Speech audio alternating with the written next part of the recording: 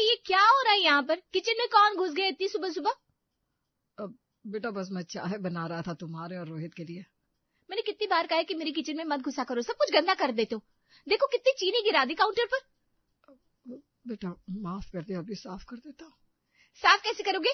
तुम्हें तो किचन में काम करना आता ही नहीं। गांव से आए हुए लोग ऐसे ही होते, न ढंग का खाना बना सकते न कुछ। रोहित हॉल से आवाज सुनकर किचन में आया। राधिका क्या हो गया? इतनी सुबह सुबह क्यों चिल्ला रही हो?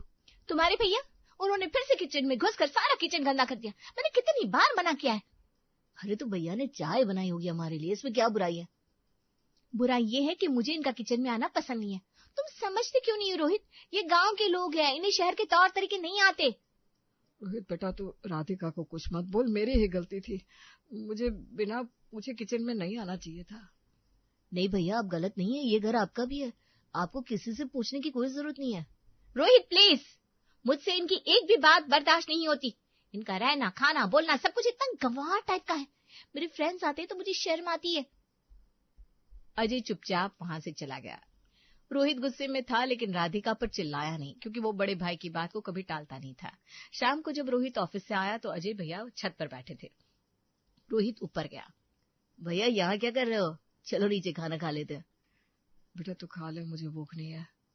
भैया आप राधिका की बातों को दिल पर मत लीजिए, वो बस थोड़ी शॉर्ट टेम्पर्ड है, उसका मतलब बुरा नहीं होता। अरे नहीं रोहित, मैं जानता हूँ, मैं पढ़ा लिखा नहीं हूँ, गांव से आया हूँ, मेरा बोलने का तरीका भी सही नहीं है। राधिका सही तो कहती है, उसे बहुत बेइज्जती झेलनी पड़ती है मेरे कारण। भैया ऐसा मत बोलो प्लीज, ये पढ़ी लिखी लड़कियों की माँ इन्हें इज्जत करना सिखाती नहीं। मेरी कमाई से शादी की है इसने, ना कि मेरे परिवार से।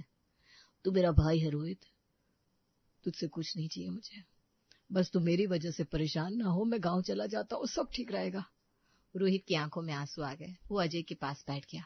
भैया मैं राधिका से बात करूंगा, वो आपको इज्जत देना सीखेगी। नहीं बेटा, तू राधिका को कुछ मत कह, वो तेरी पत्नी है, उसे खुश रखना तेरा फर्ज है। मैं कहीं और रहने का इंतजाम कर लूंगा। भैया ये क्या बोल रहे हैं आप कहीं नहीं जाएंगे, ये आपका घर है। दोनों भाई देर रात तक बात करते रहते हैं, लेकिन समस्या का कोई हल नहीं निकला।